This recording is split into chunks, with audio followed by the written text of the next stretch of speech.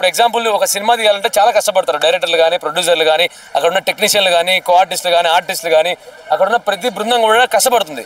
So ఆ కష్టాన్ని కేవలం ఒక ఫోన్ రూపంలో జనాలకు ఇచ్చేయాలని చెప్పేసి ఒక ఇంటెన్షన్తో వచ్చాడు ఆయన రవీనట్ ఆయన. సో అది బొక్క బోర్లా పడింది. అంటే ఆయన చేసిన మెయిన్ మిస్టేక్ ఏంటంటే పోలీసులకే సవాల్ ఇసిరాడు. ఏమని ఇసిరాడు? దమ్ముంటే పట్టుకోండి అని చెప్పేసాను. అలా అనడం చాలా తప్పు. పోలీస్ వ్యవస్థ అనేది మామూలు వ్యవస్థ కాదు. వాళ్ళని తక్కువ చేసి కించపరిచే విధంగా మాట్లాడినటువంటి మాటలై.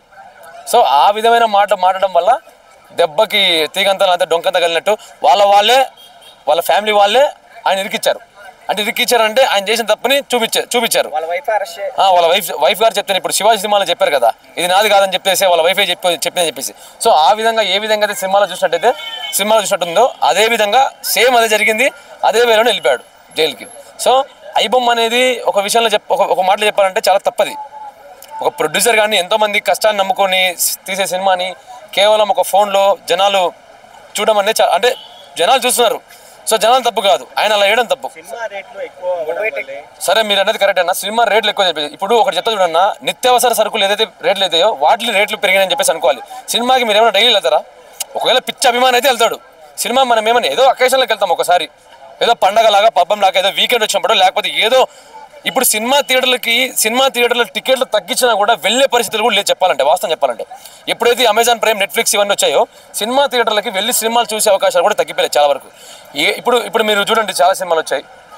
సినిమాకి ఇప్పుడు అంటే పెద్ద సినిమాలకైతే వెళ్తున్నారు, వాస్తవం చెప్పాలంటే పెద్ద సినిమాలు వెళ్తున్నారు, చిన్న సినిమాకి వెళ్ళట్లేదు ఉన్నది చెప్పాలంటే. ఏదైతే ఇప్పుడు ఈ సినిమాలు కొత్త సినిమాలు వచ్చినా, చిన్న సినిమాలు కాంత కానీ జడధర కానీ వెళ్తారు. ఏదో మనం కెమెరా పెట్టేస్తున్నాం అని చెప్పేసి అక్కడికి వెళ్తున్నాం తప్ప, బయట ఏదైనా టౌన్లలో కానీ లేకపోతే కొన్ని చిన్న మున్సిపల్ కార్పొరేటివ్ ఉండే లొకేషన్లో కానీ చాలా వరకు సినిమా థియేటర్కి వెళ్ళట్లేదు. ఇప్పుడు సినిమాలకు వెళ్ళేది అకేషన్లకు వెళ్తున్నారు. మీరు అనే ₹1000 థియేటర్ కూడా మనమేమి సంవత్సరం మొత్తం పెట్టట్లేదు. ఆ ₹1000 టికెట్ కూడా జస్ట్ మన అయితే ఒక వారమో, లేకపోతే ప్రీమియర్ షో, లేకపోతే ఫ్యాన్ షోలో, లేకపోతే బెనిఫిట్ షోలో, లేకపోతే సాయంత్రం అంటే ఒక సర్టెన్ టైం, ఒక 10-15 డేస్ వరకే పెడుతున్నారు ఈ ₹1000 కూడా. సో ₹1000 అని చెప్పేసి టికెట్ రేట్ అనేది మనకోవడం చాలా తప్పు. అంటే తప్పని కాదు, మనం ఓన్లీ అకేషన్లకే వెళ్తాం సినిమాలు, డైలీ కాదు. సో నిత్యావసర సరుకులు ఏవైతే ఉంటాయో అవి మాత్రం మనం రేట్ అనుకుంటే అనుకోవచ్చు. సో సినిమా థియేటర్ మీద మనం ఎప్పుడోసారి వెళ్ళే సినిమాకి మనము ఇలా అనుకోవడం చాలా తప్పు. సో అది ఆయన మనసులో పడింది బాగా, ఆ రవి అనే వ్యక్తి మనసులో పడింది. సో ఆయన ఏదైతే చట్టవిరుద్ధంగా ఉంటుందో పైరసీ అనేది ఎంకరేజ్ చేయకూడదని చెప్పి చాలాసార్లు చెప్పారు. మీరు చూసుకుంటే తమిళ యాక్టర్స్ చాలా పోరాడారు దీని మీద. విశాల్ గారు కానీ, సూర్య గారు కానీ, లేకపోతే మన తెలుగులో నాకు అంత ఐడియా లేదు, తమిళ్లో మాత్రం చాలా పోరాడారు. కొత్త చట్టాలు వచ్చాయి. అవునన్నా, సపోర్ట్గా మాట్లాడతారు. ఇప్పుడు చెప్తున్నాడన్నా, మనిషికి ఫ్రీగా ఏదైనా వచ్చినా, ఫ్రీగాని కాదు, మనిషికి ఏదైనా ఊరికే ఆర్భాటంగా వచ్చేసినా తీసేసుకుంటాడు. ఎవరు మాత్రం కాదంట చెప్పండి. ఇప్పుడు ఆకాశం నుంచి కేజీ బంగారం పడుతుంటే ఎవరు మాత్రం పోరు తీసుకోవడానికి? ఎవరైనా వెళ్తారు. అది మనిషి ఆశ అంతవరకు వెళ్తుంది మనిషికి. సో సినిమా థియేటర్కి వెళ్ళి ₹1000 టికెట్ ఖర్చు పెట్టుకునే బదులు నేను ఇక్కడికి వెళ్ళొచ్చు కదా అని చెప్పేసి జనాలు చాలా మంది అనుకుంటారు. ఫర్ ఎగ్జాంపుల్ హాస్టలర్సే ఉంటారు, ఇప్పుడు చాలా మంది హాస్టలర్స్ ఉంటారు. సో వాళ్ళు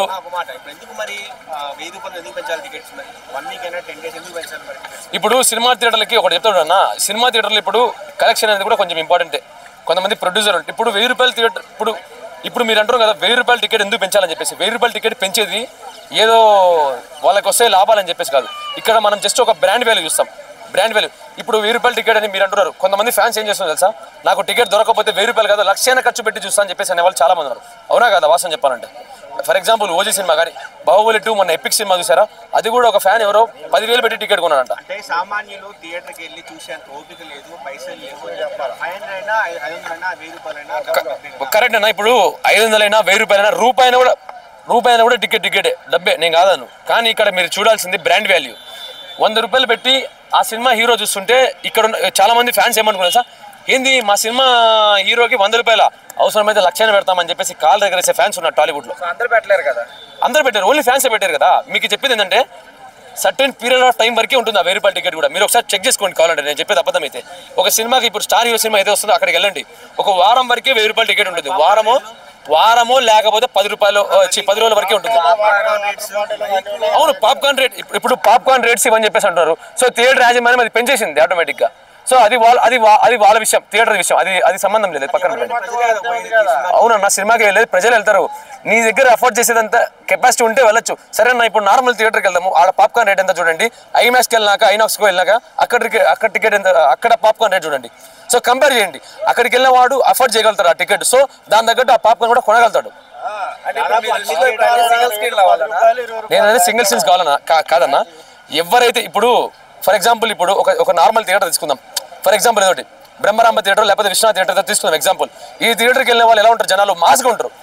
అక్కడ చాలా మాస్ ఉంటుంది. కానీ ఐనాక్స్కి ఐమాక్స్కి చాలా క్లాస్గా ఉంటారు. ఈ రకంగా ఎంజాయ్ చేయలేరు వాళ్ళు. సో అది మాట. సో మీరు కంపేర్ చేయడం చాలా తప్పు. దానికి ప్రజల్లో సినిమా టికెట్ల రేట్లు పెంచడం వల్లే ఐబొమ్మ లాంటి సైట్లు వస్తున్నాయని చెప్పేసి అంటున్నారు. ఫైనల్ గా మీరేం చెప్తారు? ఒకటి చెప్తా చూడన్నా, సినిమా టికెట్ రేట్ పెరుగుతుందని చెప్పేసి ఏదైతే అనుకుంటారో అది ఒకసారి మీరు కంపేర్ చేయండి. అది ఓన్లీ వారం వరకు లేకపోతే 10 days వరకే ఉంటుంది. మా అయితే ఆ సినిమా హిట్ అయింది అనుకోండి, ఉంటుంది ఒక 10 రోజుల వరకు. అంత మించి వారం వరకే ఉంటుంది, 10 రోజులు కూడా కాదు, అంత మించి ఎక్కువ ఉండట్లేదు. For example OG movie first రోజు ఎంత కలెక్షన్, ఓజీ మూవీ 141 ఎంత వచ్చింది. కానీ సెకండ్ డేకి వచ్చేసరికి ఓన్లీ 19 crores వచ్చింది. చూడండి మీరు డిఫరెన్స్ ఎంత ఉందో. ఓన్లీ ఫస్ట్ డేనే బెటర్. ఓజీకి కూడా చాలా సినిమాలకి ఇలాగే ఉంటుంది. ఐబొమ్మ అనేది చాలా తప్పు, అలా చేయడం చాలా తప్పు.